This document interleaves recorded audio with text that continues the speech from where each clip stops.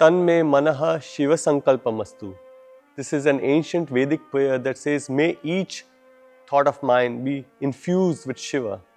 Shiva means auspiciousness, holiness.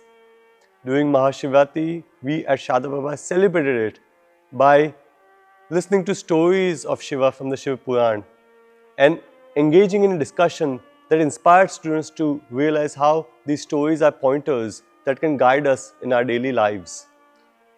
Moreover, students engaged in creative art to depict Shiva in various ways. They also learnt about the Ayurvedic lessons behind the recipes cooked around Mahashivaratri. Ultimately, all the creative activities, discussions and interactions brought them back to their true nature in the silent recognition of our Shiva nature. Shivoham, I am Shiva. This is the essence of Mahashivaratri, the great night of Shiva, Mahadev, the God of all gods. Om Namah Shivaya.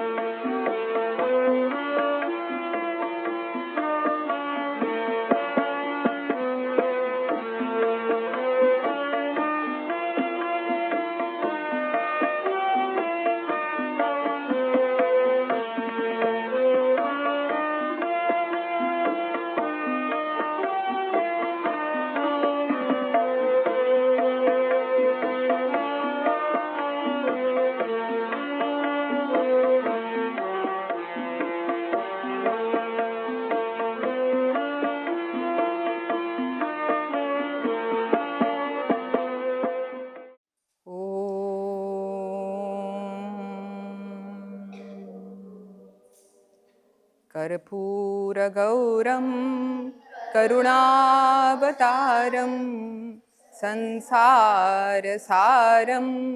भुजगेन्द्रहारं सदा वसन्तं हृदयारविन्दे भवं भवानी सहितं Namami. Good morning. And welcome to today's session. And which festival are we celebrating? Shivaratri. So, which is the deity we worship? Lord Shiva, right? So, you've all seen this image of Lord Shiva. You've seen the statue, the idol in the temple. So, what comes to your mind when you see his idol? What What qualities do you think are represented in this statue? He is meditating. Very good. He's meditating. So, is he calm, angry, peaceful? What does he feel? He's calm. He's peaceful. He's strong. Yes. Can you see his muscles? I mean, if you just sit there, you don't do any activity, will you be strong? No. But even though he's so calm, but he's also very strong. So you see, I mean, not only you see his physical muscles, he also has mental strength. There's physical strength and mental strength. Do you understand the difference? Right? So he's strong. Yes? He protects us. Yes, very good. What else? Yes, he's the supreme Lord, right? He's the God of all gods. So what do you see this circle around him? What is this? Light. What is it called in English? The circle around? It's called a halo. H-A-L-O, right? It's a halo. It's an aura of light. So he has brightness, calmness, and strength. Okay. So where does Shiva actually reside? Inside us. So let's experience that Shiva within us for a few seconds. So sit up as though you are Lord Shiva. How would you sit? Will you keep your back straight or will you slouch?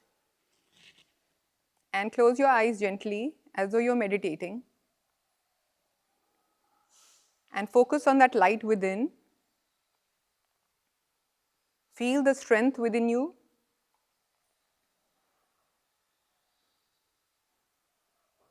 Imagine that aura of light around you.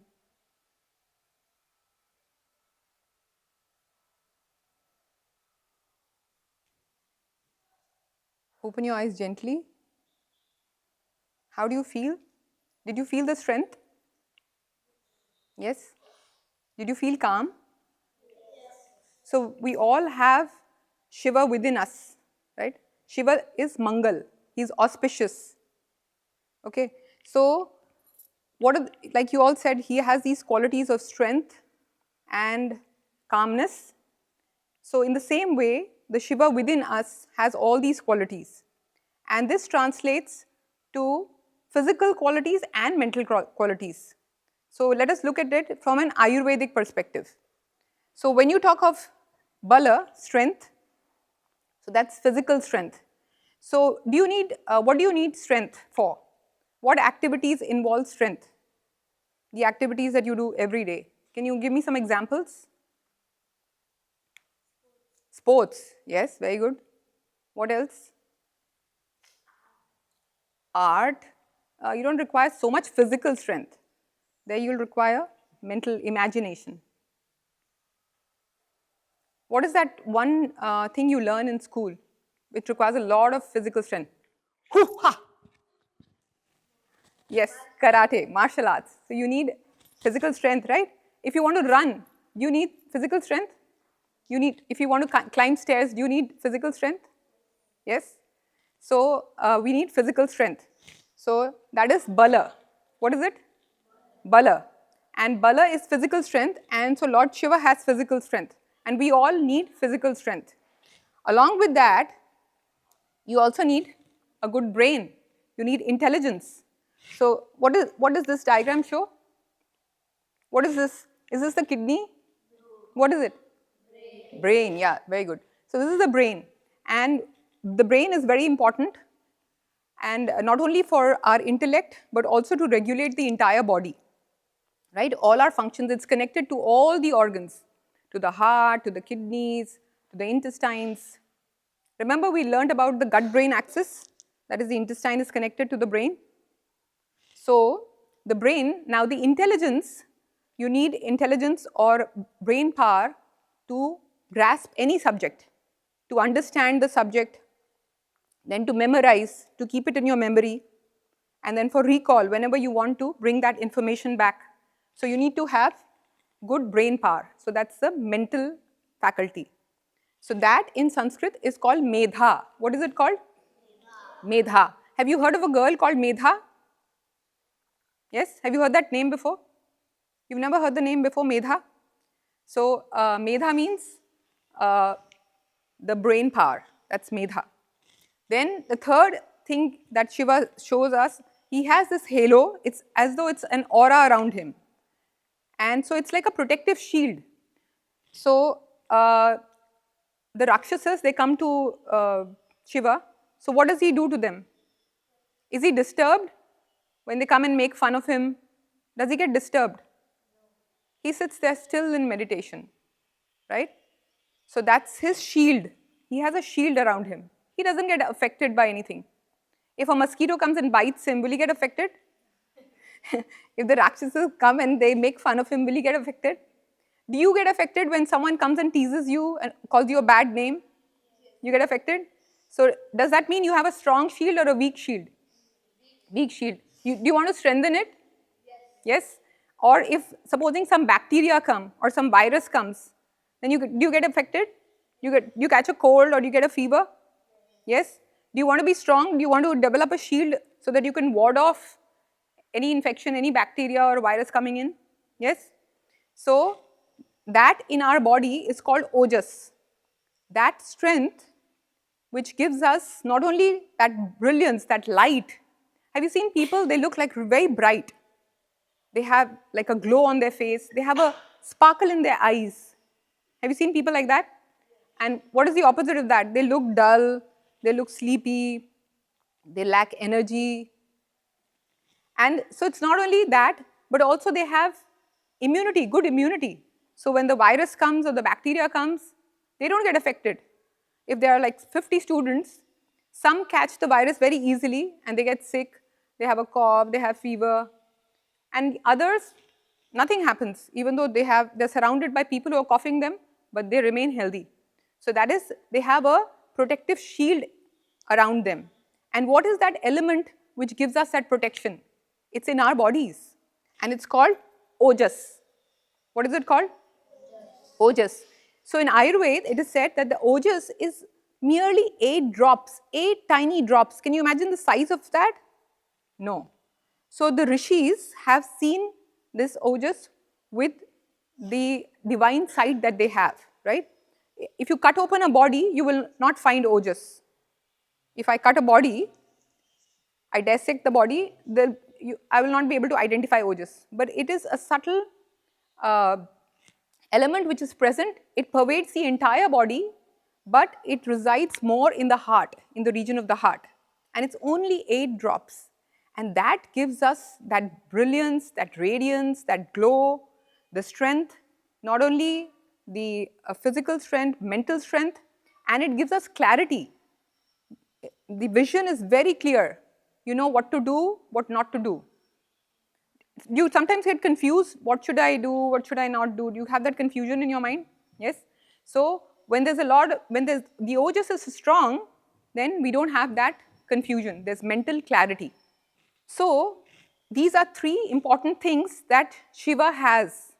He has Medha. Don't all the gods come to him for advice when they're in a problem? Don't they come to him for advice? They say, oh, you know, the asuras are doing this, they are troubling us, they are doing this. Can you give us some advice what to do? Isn't it? So he has Medha Shakti, he has Bala, and he also has Ojas, which is the shield, and he doesn't get affected by little things. So in the same way, when we have a strong ojas, we don't get affected by viruses or bacteria. Also mentally, we don't get affected by what people say or do to us. And so we have a strong shield. So we all want to have all these 3 qualities, isn't it? So what is the drink that is had on Shivaratri? We sang the shloka, Karpura Gauram. So which color is that? What color is Karpur? White. And Gauram, again white, right? In Hindi we say Gora, Gori, like that. So Gauram is also white. So he's white like, and also he stays in the Kailas Parvat, and that's covered with snow. So the white color is associated with Lord Shiva. So, and what is that drink which we all have every day which is white in color? Water, milk. Water is transparent. So milk is white in color. So can you think of a drink that is had on the occasion of Shivaratri, Mahashivaratri? made of milk. Chas, no, it's not traditionally had on Shivaratri.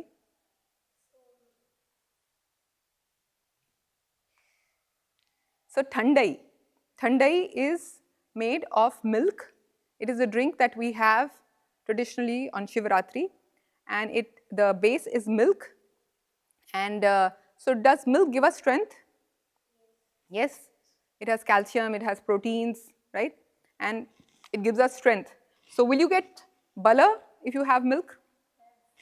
Will you also get medha if you have milk? Is it good for the brain? So which milk is good for the brain? Milk from the buffalo or milk from the cow? Cow. Desi cow or Jersey cow? Desi cow, right? So it gives a lot of medha power. Then it also strengthens our ojas, that is our immunity, our mental clarity, right? It builds up a resilience or a resistance against all different kinds of problems. So the main ingredient of Thandai is milk. We will be preparing that shortly. So I'm going to show you all the ingredients and tell you what properties each one of them has, which will help us build medha, bal and ojas. Okay. So here we have, can you identify that? You want to pass it around? You can just have a look at it and pass it on to the next person. And this is the second ingredient.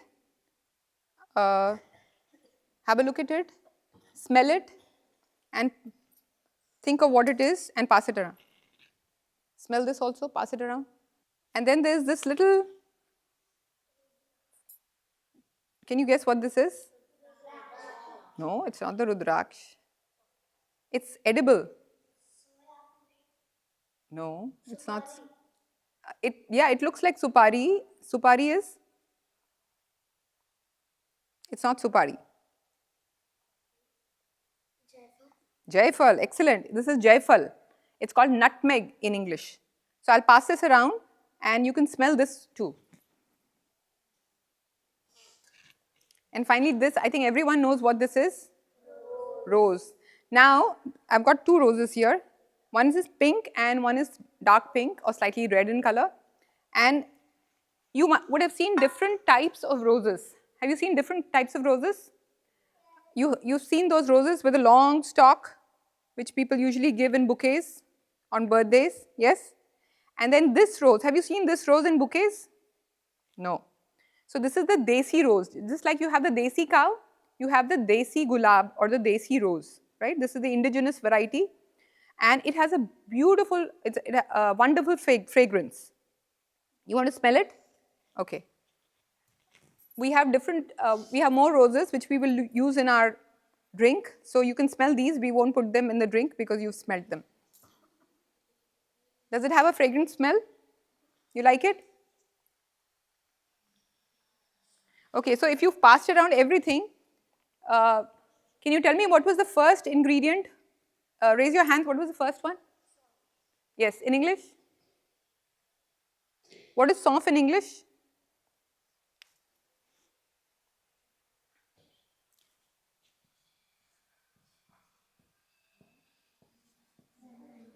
Fennel.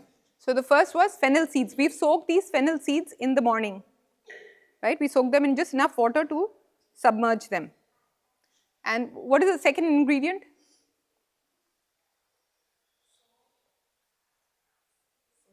No. Elaichi. What's that in English? Cardamom.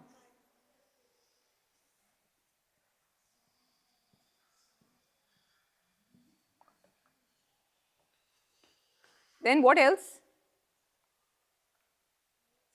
What else was there? Could you identify anything else? Nutmeg. I told you about nutmeg.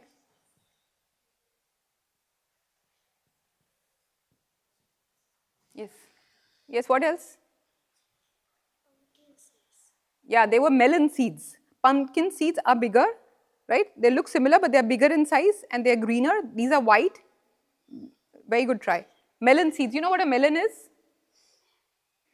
Melon? What is it in Hindi? kharbuja. Have you all seen a melon, kharbuja? So melon seeds, very good.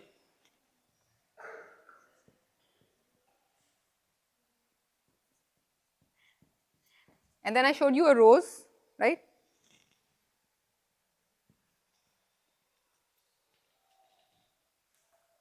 What else? Huh? Suji? No. What was that black powder, the grayish black powder? Excellent, black pepper.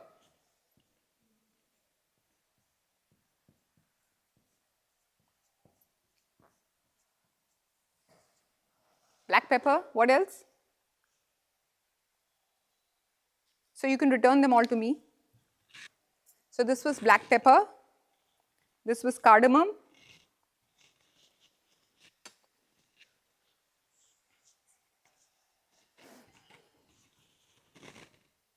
this one no one identified. Yes? No. Yeah, Rajagra also looks like this. Very good, very intelligent guess. So Rajagra is it's a seed which looks like this, but this is not Rajagra. These are finer and these are poppy seeds. Poppy seeds, have you heard this? No? Have you seen these tiny seeds on different sweets? On top of the mithai sweets, you've seen? So these are, you ever wondered what they are? They are poppy seeds.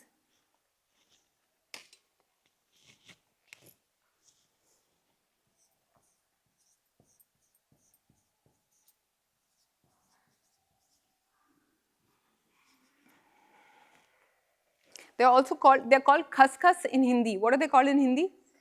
Khaskhas. Okay. Anything else we missed out? Have you returned all the bowls to me? So let's think, and of course, what have we missed? The main ingredient? Milk. And would you like to make it a little sweet? Yes? So we'll add some. Can you add jaggery to milk? No, you can't add jaggery to milk. Have you ever added jaggery to milk? It curdles. You can try that experiment. Take a little milk and add jaggery, it curdles. It becomes like curd. So you cannot add jaggery to milk.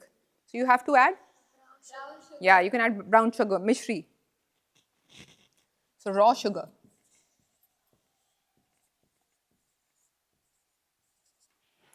So these are the ingredients we use to make Thandai. Okay?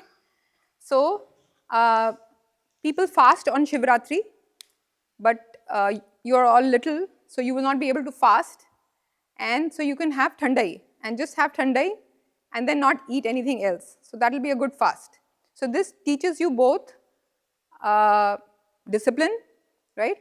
Restraint, so that you can control your senses. At the same time, it will give you the nutrition that you need for the whole day. Got it? So milk, we know it gives us medha, it improves our medha. So something that improves medha is called medhya in Ayurveda.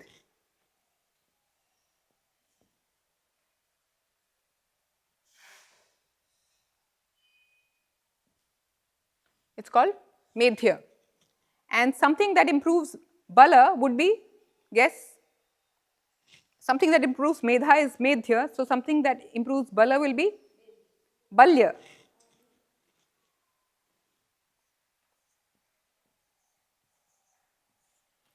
And something that improves ojas is ojaskar.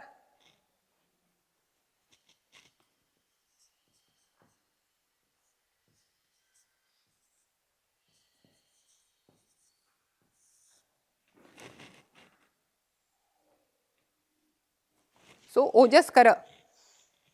So all these ingredients are either medhya or they are balya or they are ojaskar. All these that we have listed.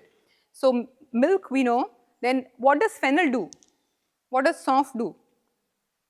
Why are we adding this to the milk? It refreshes our mouth, yes. What does it do when we add it to milk specifically? Is milk heavy to digest or light to digest? It's heavy to digest, right? So we need something which will improve the digestion. So to improve the digestion, we have added fennel. Have you seen people eating fennel after having a big meal? isn't it? So it helps digestion and it reduces the gas. Then cardamom. Cardamom also improves digestion. So milk can cause kapha, right? So it helps to reduce that kapha, cardamom. It also improves digestion. Then nutmeg. Does anyone know what nutmeg does? Again, it improves digestion, and specifically, some people, they get loose motions, you know, diarrhea, right? Loose motions after having milk. So nutmeg is added so that it prevents loose motions. And when little babies, they get diarrhea, even if you get diarrhea, what you do is take one nutmeg, and if you have a stone, or you know, where you roll the chapatis, that plate, you can wet it and then rub it on that. And just like you rub a chandan stick, sandalwood, so in the same way you rub it, and you'll get a paste of that nutmeg, and then you can lick it and have some water on top of that, and that will help to calm down the diarrhea. So this is nutmeg. It is also good for sleep. Some people cannot sleep, they have difficulty in sleeping, so when they add this to their milk, it gives them good sleep. Okay. Then next is melon seeds. So melon seeds are also they're a very good medhya ahar. What is ahar? Food, yes. So melon seeds are medhya. They improve brain strength. Then next, rose. So is rose heating or cooling? Cooling, yeah. When you look at it, you feel like cool. So they're cooling. So now what is happening is that we are transitioning from winter into spring, right? So we can add some cooling element. In the beginning of winter, we cannot add cooling elements because it's already cold. So now we can add some. It gives a good fragrance, and it's also hridya. You know what is hriday? What is hriday? Heart. So just like you have medha, medhya, you have bal, balya. So in the same way, you have hriday and you have hridya, something that's good for the heart. So rose is very good for the heart. That is why when we love someone, we give them a rose, isn't it? So if it's your friend's birthday or your mother's birthday, you might give them a rose because it's so beautiful, and it represents love, right? So this is, in Ayurveda, the property of this is hridya, that is, it is good for the heart. Not only good for the physical heart, but also the emotional heart, right? So this is hridya. So that's why we add this, and also it gives a beautiful fragrance, and it is cooling. So if you have burning in the stomach, then it cools it down. Have you had a rose jam? No? We'll make it next time. It's called gulkand. Have you had gulkand? Yes?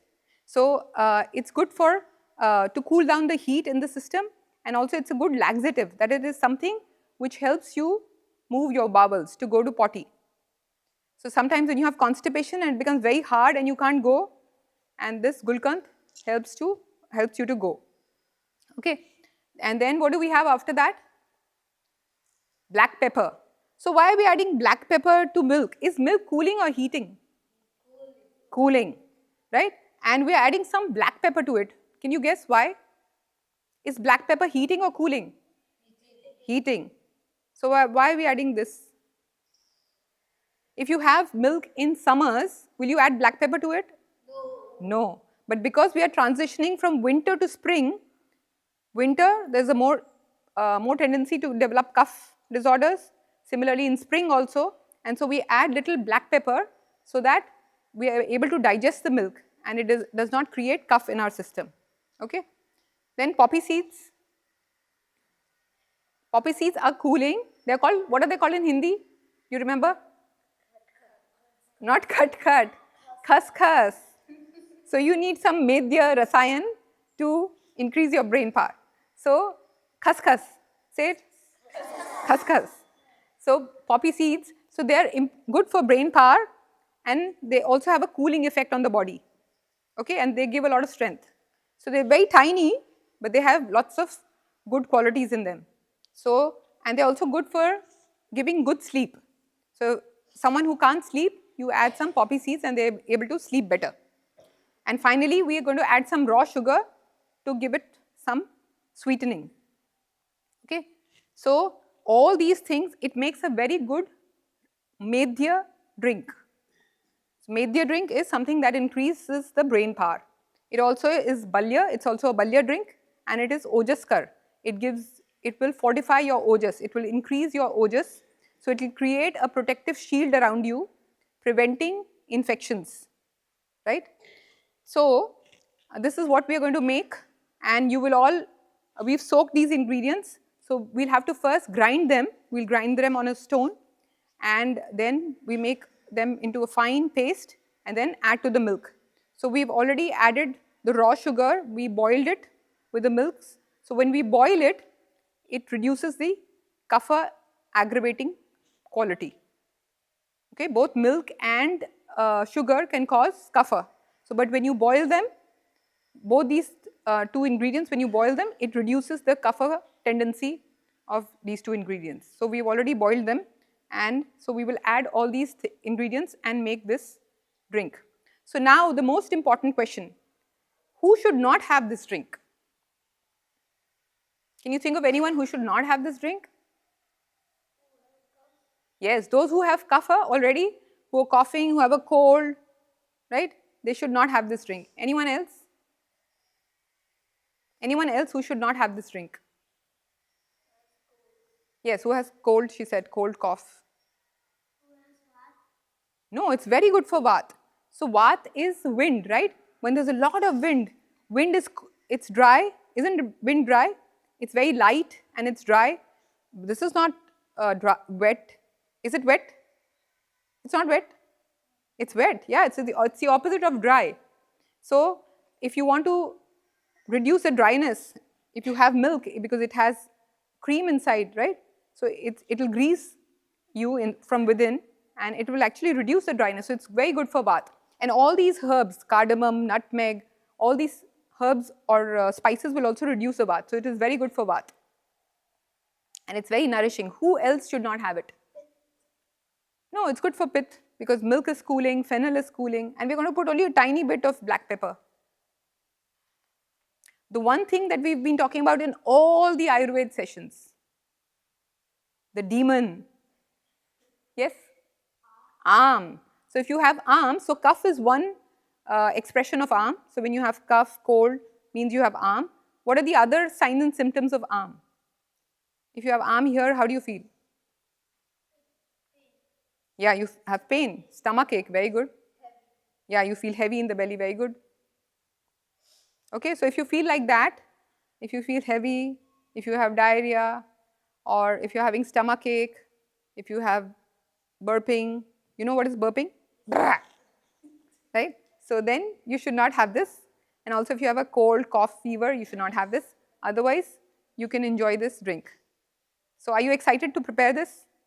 Yes? Okay, so we'll prepare it. Thank you.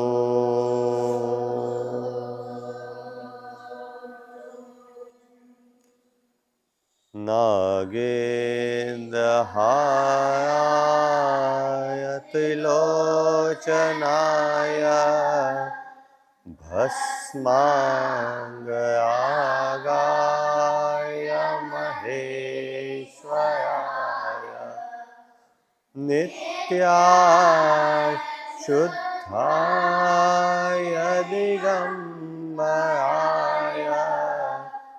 Tasmai Nakaraya Namah Shivaya.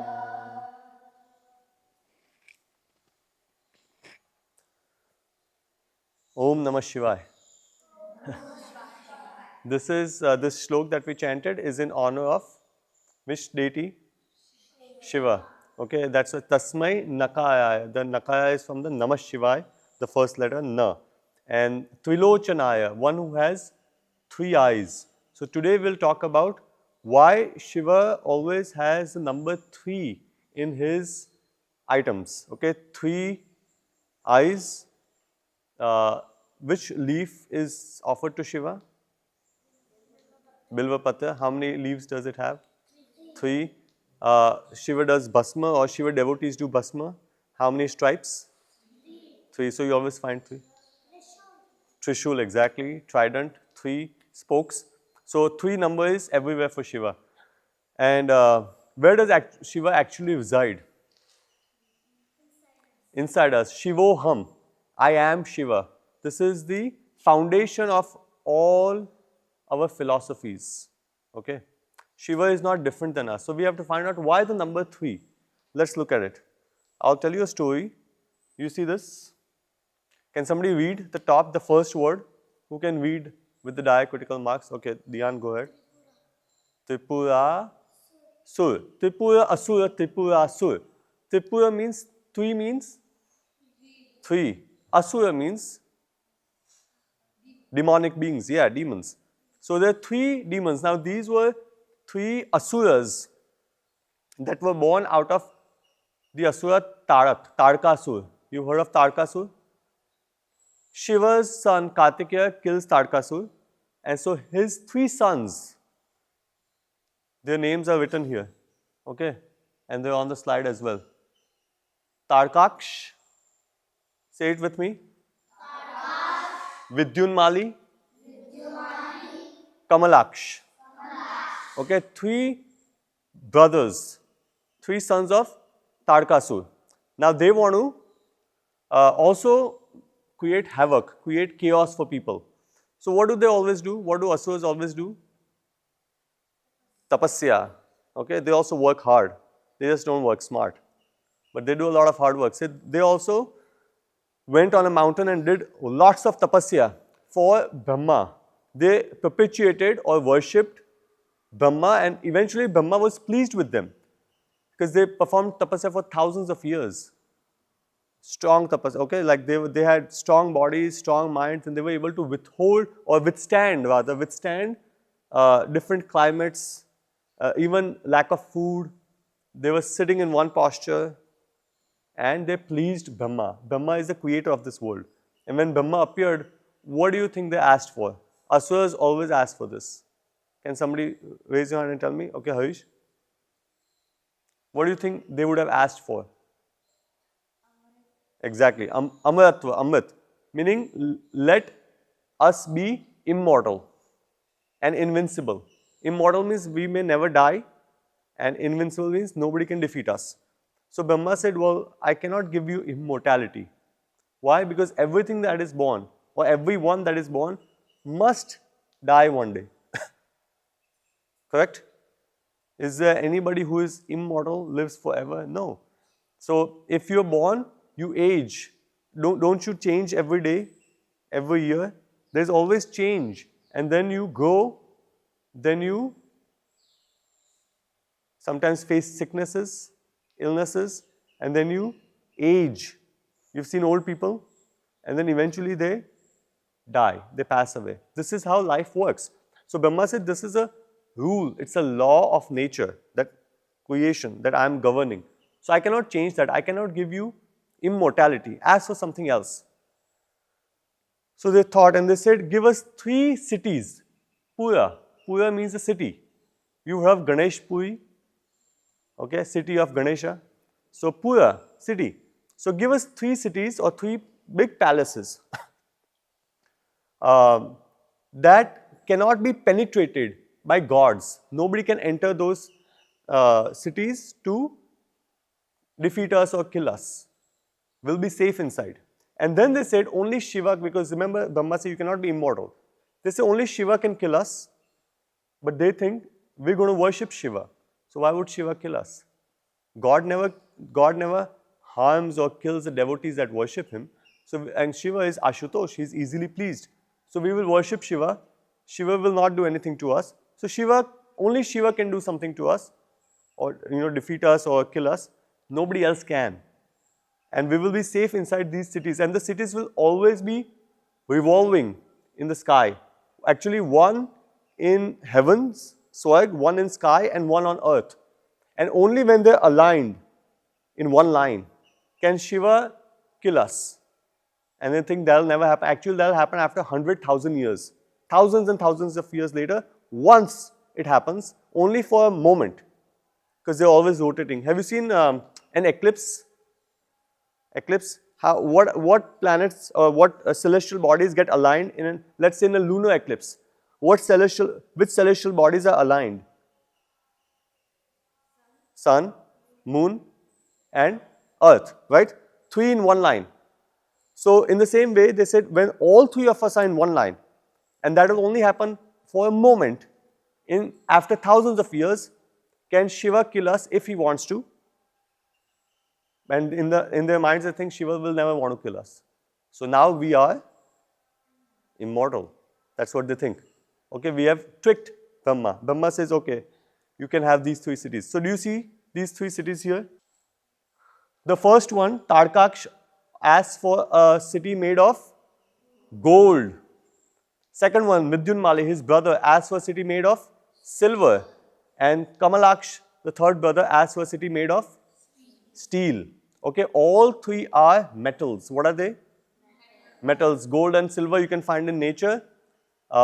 Steel, it's man-made. You have to get aluminum and add other metals and you get steel. Okay. So these 3 metals, and which one is the most precious metal? Gold. Next?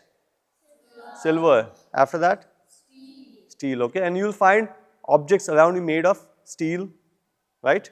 Some stories, some retellings or some accounts say that he asked actually for copper.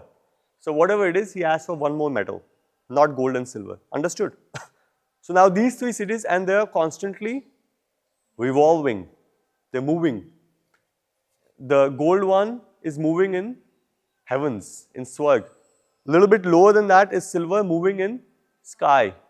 And a little bit lower than that, Kamalaksh's city is moving on earth. Okay. But all 3 are constantly revolving and not in line. They're all here and there. So one is over there, the other is there, the other is there. So all out of alignment. Understood? Now they think we are immortal. So what are they going to do now? What do you think? When somebody thinks that I'm immortal, I'm invincible, nobody can defeat me, nobody can kill me, and I can never die, what is he or she going to do? They're going to create havoc. They're going to create trouble for other people. Right? They're going to tell other people what to do. They're going to dominate other people, boss other people, rule other people. Have you seen bullies in your class? Why do they bully? They think I'm immortal, okay? I'm invincible, right? They think I'm the best, I'm the strongest. So that's why they start bullying. So they also start bullying. Now when they start bullying, they conquer all 3 places. Swarg, Akash and Prithvi. Heaven, sky and earth. And then all the gods go to Brahma to pray. Brahma says, well actually, who gave them the boon? I gave them the boon because I had to, because they did severe tapasya. So I had to give them the boon. But now what can we do? We cannot withdraw the boon. Brahma or any god cannot take the boon back. So we'll have to think of an upaya, a trick. What can we do? So they go to Vishnu. Vishnu actually tries to defeat them by creating some soldiers. They all go into the Tripurasura. Okay, Tripurasura is the other 3 cities where they live, and nothing happens to them. All of Vishnu's soldiers, they were very strong, but nothing happened to them, to the 3 asuras, and the soldiers came back. Some died and some came back and said they're actually invincible. Because A, they have the boon from Brahma, and B, they're worshipping Shiva now. and Shiva won't do anything to them. So they go to Shiva. Gods, Brahma, Vishnu, go to Shiva and says, please, your devotees, remember the devotee from Ramayana? Who was the devotee of Shiva who was creating havoc? Ravan. Okay, in the same way, they are your devotees, but they're creating trouble for other people. They're creating problems for other people. They're harassing other people. They're bullying other people. Okay, so please do something. Shiva says, well, all three of them are my devotees, so I cannot do something to them unless they stop worshipping me. So then there is, out of Brahma, Vishnu, Mahesh, one of them always does smart work. Who do you think? Vishnu. Always does smart work, okay? So he says, okay, we can do one thing. We'll trick them. So Vishnu tells Brahma that I will create a Purusha, a being out of me who will become a teacher. He will go to Tripurasura. We won't send armies now. Now we won't do hard work. We won't use hard power. We will use soft power. We will do smart thinking. So we will send a teacher there who is a false teacher. He will teach them false things. He will tell them stop worshipping Shiva. Okay, stop doing yagnas, stop doing pujas, stop meditating, stop doing japa, stop chanting God's name, stop havans, stop serving the cows, Gomata, stop all Vedic practices. Unfortunately, this is what most people do nowadays, right? Except for Sharada Baba. Do you think in other schools or in other colleges, people talk about Shiva or worship Gomata or learn Ayurveda or learn how to cook fresh food? Do you think majority of the people do this? No, it's not there. So he sends a false teacher and he tells, actually Narad comes up with this idea also. So Narad and Vishnu discuss together, they send a false teacher and they tell the false teacher, you don't worry, you won't incur pap, because otherwise when you teach false subjects to students, you incur pap, right? The teacher is going to incur pap, but they say you won't incur pap because you will be blessed by us, because you're actually doing it for dharma. So go and just start spreading falsehood. Start teaching them that which is not in the Vedas. Tell them life is to enjoy. What is it? Life is to enjoy. Charvak philosophy. Okay.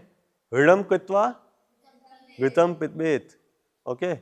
Basmi bhutasya dehasya puna agamana kutaha. So let's just enjoy. So they stop worshipping Shiva and they start enjoying life. Okay. Maza. They're enjoying life now.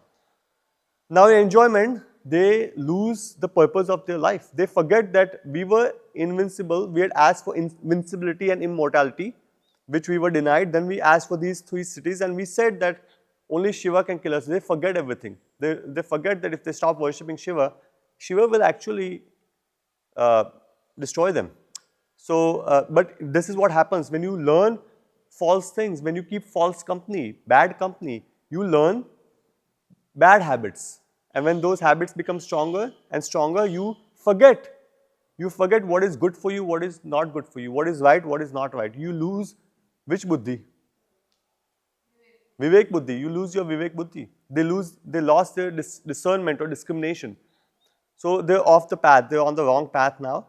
And now the gods go back to Shiva and say, look, those three asuras that used to be your devotees are no longer worshipping you and actually still troubling people.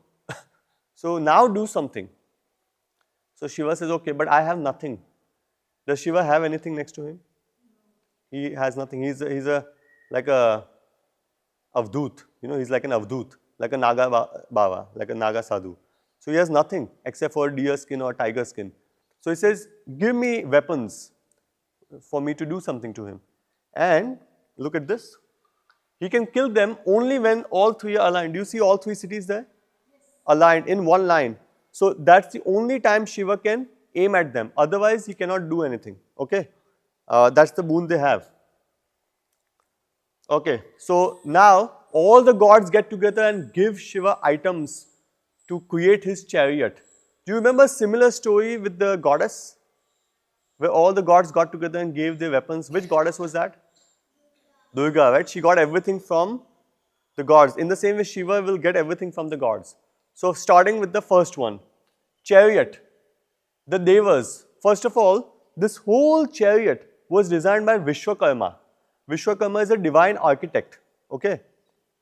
And I should also mention Tripurasura was designed by Maya. Some say Maya or some say Maya and some say that was also designed by Vishwakarma. Both Vishwakarma and Maya are architects, divine architects.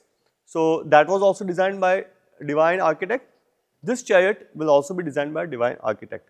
So the chariot was made of items from the Devas. It's a divine chariot, not an ordinary chariot. What are this chariot only has 2 wheels. Do you see in that drawing? Only 2 wheels. Do you know a chariot which has 1 wheel? Whose chariot is that? So this is Shiva's chariot. It has 2 wheels. Now what are the 2 wheels of this chariot? Surya and Chandra are the 2 wheels. Second, wheels of the chariot. Number 3, charioteer. Who is going to ride this chariot? Brahma himself is going to ride the chariot. And the whip or the rein to control the horses. What is he going to use for that? Om is the mantra he's going to use. Then the bow. Which bow will Shiva have? Mount Meru. You remember the mountain? The central mountain, the strongest mountain, the most stable mountain. It never moves. It's the center of this entire creation. Bow string. What is this string? Vasuki or Vasuki. You remember this snake? From which story? Samudra. Same snake. He's going to use it as this bowstring. And who is going to be the arrow? Vishnu himself is going to be the arrow of Shiva's bow. And the horses? 4 horses, 4 Vedas. What are the 4 Vedas? Rig Ved, Yajurved, Samved, Atharva. Very good. And the spearhead. So the arrow has a spearhead, the pointed part. That is Agni Dev. Agni will be the spearhead, okay, the arrowhead. Alright, now all these elements, and then it says everything in creation was used. I have only listed the top ones, the ones that were the main elements of the chariot, but then all the gods, all the items, everything was used to create his chariot. You can see the chariot there. Okay, do you see the snake? The snake is there, the arrow is there, you see Agni at the arrowhead. Then you see the sun and moon as the wheels, you see 4 Vedas, you see Brahma as the charioteer, and those are the 3, let me show you. Asuras, okay, not Rakshasas, Asuras. Names of the Asuras? Tadkaksh, Vidyunmali, and Kamalaksh. Okay, here, who is he? Shiva. Who is the charioteer? What are the 4 horses? What are the 2 wheels? What is used as the bow? Meru. What is used as the bowstring? This is snake. What is used as the arrow? And what is the arrowhead or the spearhead? Agni. Did I cover everything? Yes, that's it. And the chariot itself is a divine chariot. Okay, so now Shiva is ready. Now Shiva is ready. Now what does he have to do? Tell me now. What does he have to do now? He's ready with all the resources. And very good, perfect. Very good, that's focus. Concentrate is focus. Very good. Something else he has to do. Because remember, how many times do the 3 cities align? Once. For how long? For how long do they align? For just a second, for a moment. And after how many years? Thousands of years. There's still 100,000 years to go. So the focus part is at the end when they're aligned. But before that, what does he have to do? Something else. What will he do meditating? He has to do something that we have to learn in our lives. This is one of the soft skills education teaches you. When you're in a line and you will get your turn to eat something or get something, what do you have to do? Be patient, exactly. You have to wait. You have to be patient. Now Shiva has to wait. Be patient. Be patient till the 3 cities align in one line. You saw the other one? I showed you, right? This This happens, it says, once the chariot was ready, he had to wait for 100,000 years. Just for this one moment. And look at his focus here. Does he look focused? Yes. How focused does he look? Look at his eyes. Beautifully captured by the artist, okay? Alright, so he has to wait. Now, he waits for 100,000 years. All the cities get aligned in one line and he shoots the arrow. The arrow is Vishnu and it pierces all three cities and the cities in one instant become ashes. All three metals are reduced to ashes, which is incredible because actually gold can never be destroyed. But with Shiva's arrow, it gets destroyed and nobody else could kill them, right? And Shiva actually says that they were, at one point, they were my devotees. And Vishnu, you tricked them, right? So only I will kill them because at least they will get liberation when I kill them. Now each one of these elements signifies something. The chariot, what does a chariot mean? Chariot is your body, right? First let's talk about these three. Who is the first one? Tarkaksh. Gold. Your mind is like gold. So what does Tarkaksh represent? Mind. Your mind. What does Vidyunmali represent? Speech. Your speech, your words. And what does Kamalaksh represent? Body. Your body. Okay. All three, when they're out of alignment, meaning you are thinking something, speaking something else, and doing something else. What will that create? Will that create solutions in life or problems in life? Problems for yourself and for other people, right? It will create problems because you are not able to control your mind, control your speech or control your senses. And when you cannot control, they go out of control. When they go out of control, what does that create? Problems, okay? Have you experienced that? That sometimes you say something to someone and then you get into a fight? Why? Because your speech is out of control. You do something, you hit somebody, push someone, and then you get into a fight because your body is out of control, okay? These are your senses, mind, speech and senses. Alright, so, but there's a solution. Where does Shiva reside? Inside. Where do these asuras reside? Inside. Your mind, speech and body are like Tripurasura. Okay, mind is like gold, speech is like silver, body is like steel. But when they're out of alignment, they actually create problems for yourself and for other people. So you have to worship Shiva. And then, how does Shiva destroy these three?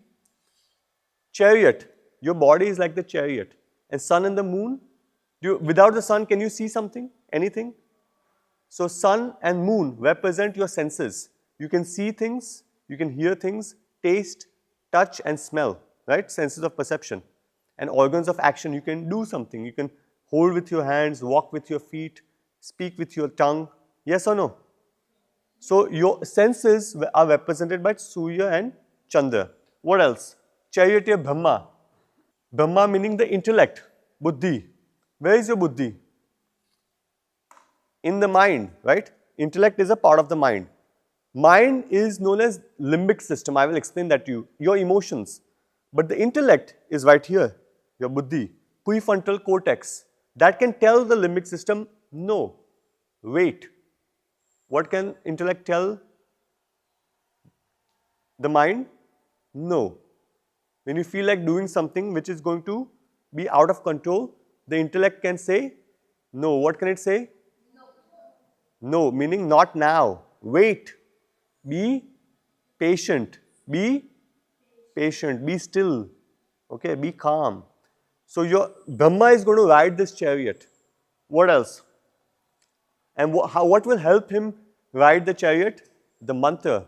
Okay, when you chant the mantra, how do you feel inside? You feel peace? Is there anybody who chants the mantra and then feels agitated and angry? No, right? That doesn't happen. Goes out of control. How did you go out of control? Because I chanted the mantra. Have you heard anything like that? No, when you chant the mantra, you become self-controlled. Om is the primordial mantra, the first mantra. And Meru, your bow, is your stability. How do you have to hold yourself when you sit? How does your spinal cord have to be? Straight, okay, stable. And your Vasuki is Kundalini Shakti, the snake inside you, Where does Kundalini reside? At the root of the spinal cord, Mooladhara Chakra. You remember that? Mooladhara Chakra. What is the mantra of Mooladhara Chakra? Lam, exactly. Arrow, okay, arrow is Vishnu. Vishnu means Vyapak. So when you meditate, when you become still and you meditate, what are you meditating on? You're meditating on the sky inside. Okay, there's something called sky of the heart. Chidakash, say that word.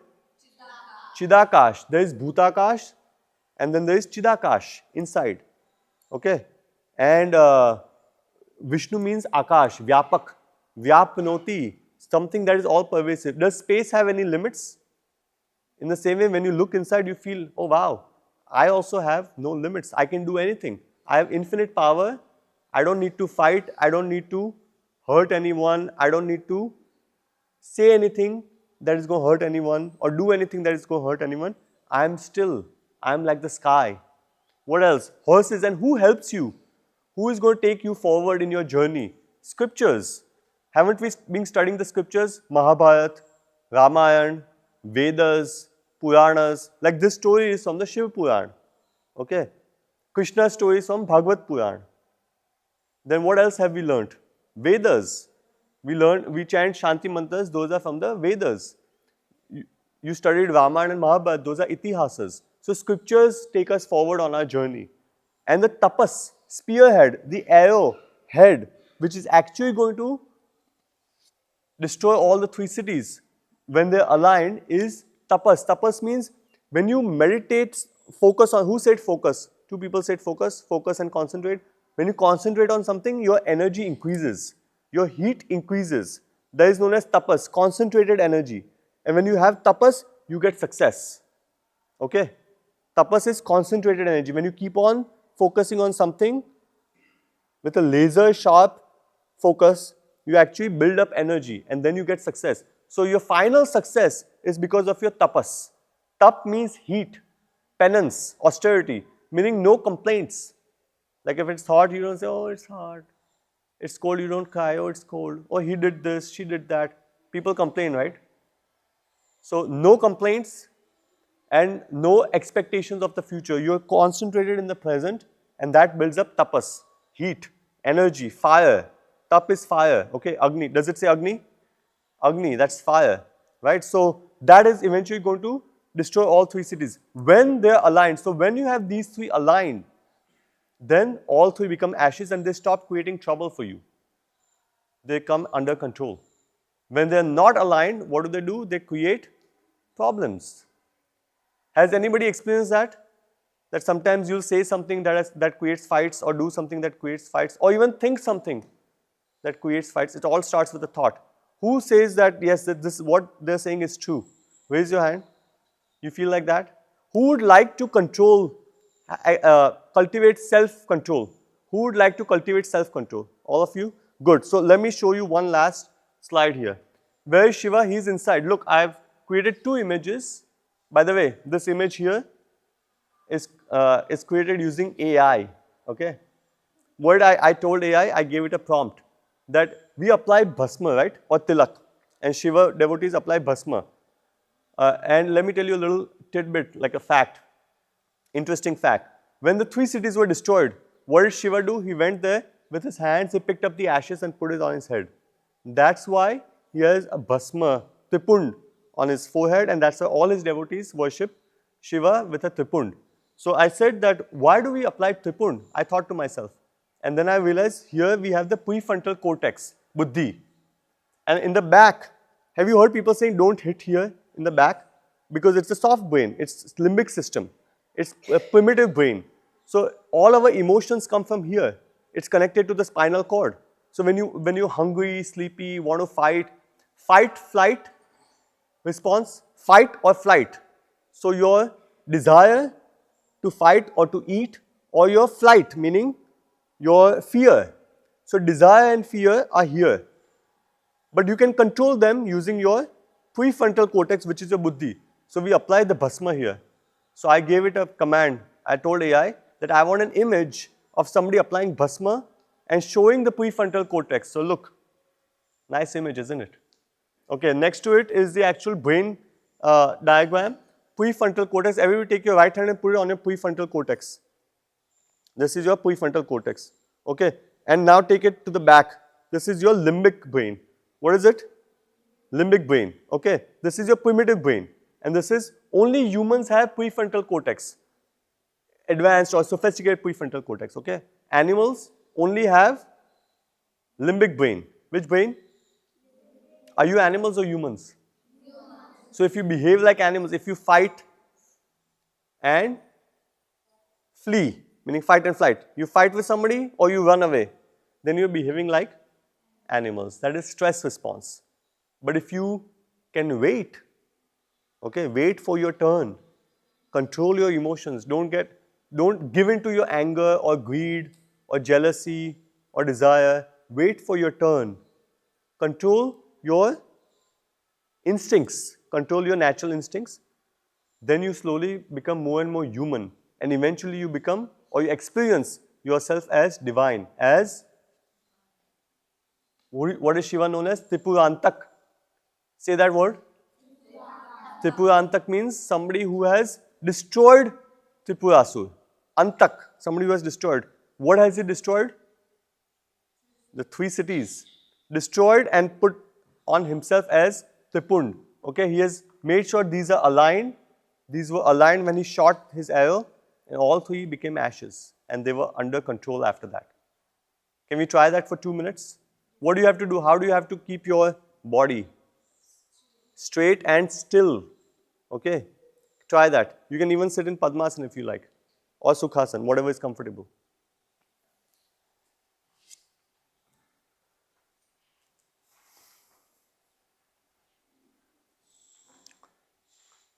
So if you want to sit like you can be in Gnan Mudra. Okay, this is Gnan Mudra. You got to put your hands on your knees, back straight, spinal cord straight. Gently close your eyes, and we'll chant Om Namah Shivaya few times. Okay, take a deep breath in. I will chant it, and then you all repeat after me. Once I'll chant it, then everybody will chant it together.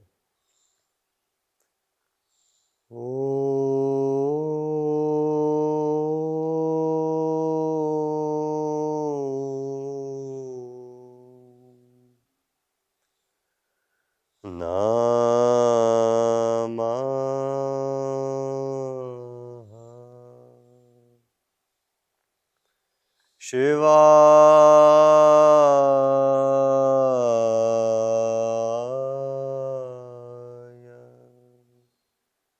Take a deep breath in.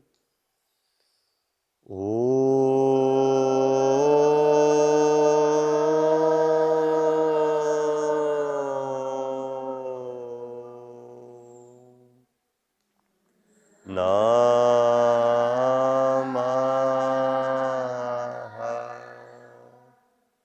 Shivaya.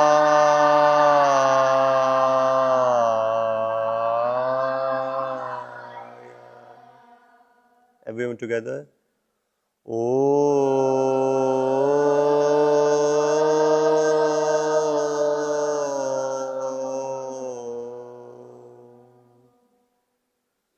Namah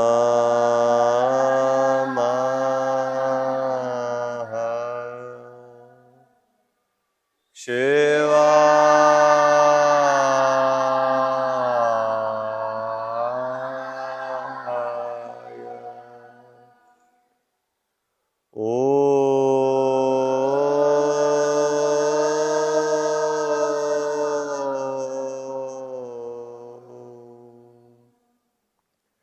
Namah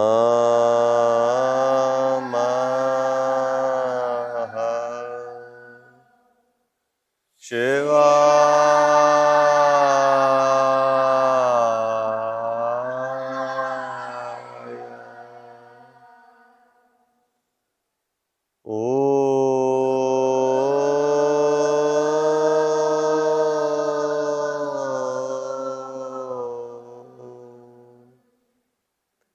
Namah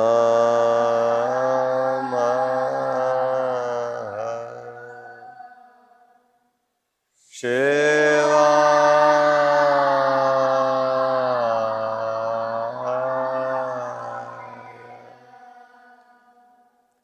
Sadgurunath Maharaj ki.